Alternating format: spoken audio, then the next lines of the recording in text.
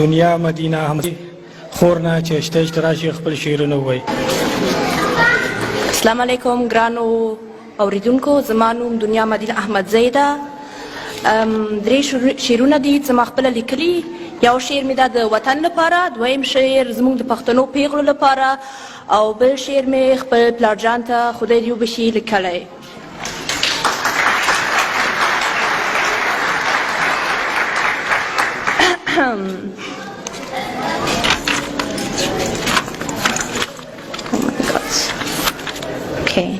کله د طالب په نوم یادېږو، کله د ملت له لاس نه ورانېږو. که کرزی که شاه شجاع وي، وطن مو نه جوړوي. اورې احمدشاه بابا زلمو، یوې خواته ملالۍ ژړېږي، بلې خواته ګورئ میرویس خان ډبېږي. څه وکړو بېګناه زموږ ملت خوږېږي.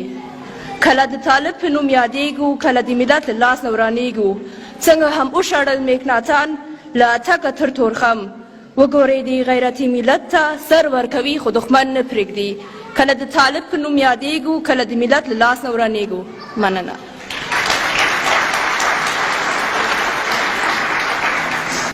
دا اوس دویم شعر مې ده. زه یمه پښتنه زړوره هم درنه، ځلیږمه لکه سپوږمۍ خندېږمه لکه اوسۍ. زه یمه پښتنه زړوره هم درنه، زحمت باسم لکه ملالۍ پوربل لرم روپۍ. زه یمه پښتنه زړوره هم درنه، غیرت لرم او پښتونوالې په نامه لکه زمری. زه یمه پښتنه زړوره هم درنه، کمیس مې د ګنډ اغوندزمه یې په خوند.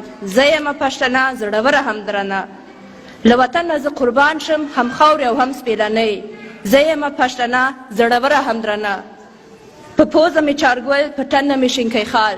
زه یمه پښتنه زړوره هم درنه.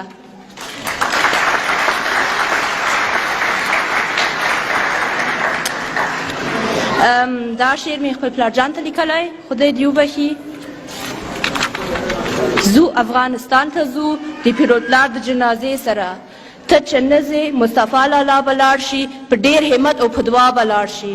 زو افغانستان ته ځو د پیروتلار د جنازې سره، مورکۍ مې لاړه په تورخم ورسره و د زړګي غم. زو افغانستان ته ځو د پیروتلار د جنازې سره، له مسافري جنازه دې ځار شم، زه به خپل خدای ته لاس په دعا شم.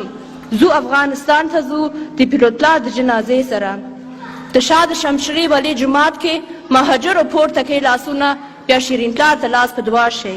زو افغانستان ته ځو د پیروتلار د جنازې سره، عربه ملا راشه د ښایسته پلار په تماشا سه. زو افغانستان ته ځو د پیروتلار د جنازې سره، اولاده کله ناکله راشئ د خپل پلار نیکه قبره ته لاس په دعا شئ. زو افغانستان ته ځو د پیروتلار د جنازې سره، سورې یاسین را پسې وایي ځکه نه اشنا وطن ته ځم. زو افغانستان ته ځو د پیروتلار د جنازې سره، پروسه کال د برکت الله میلمه و، سکال د په جنازه و. زو افغانستان ته ځو د پیروتلار د جنازې سره. ډېره مننه.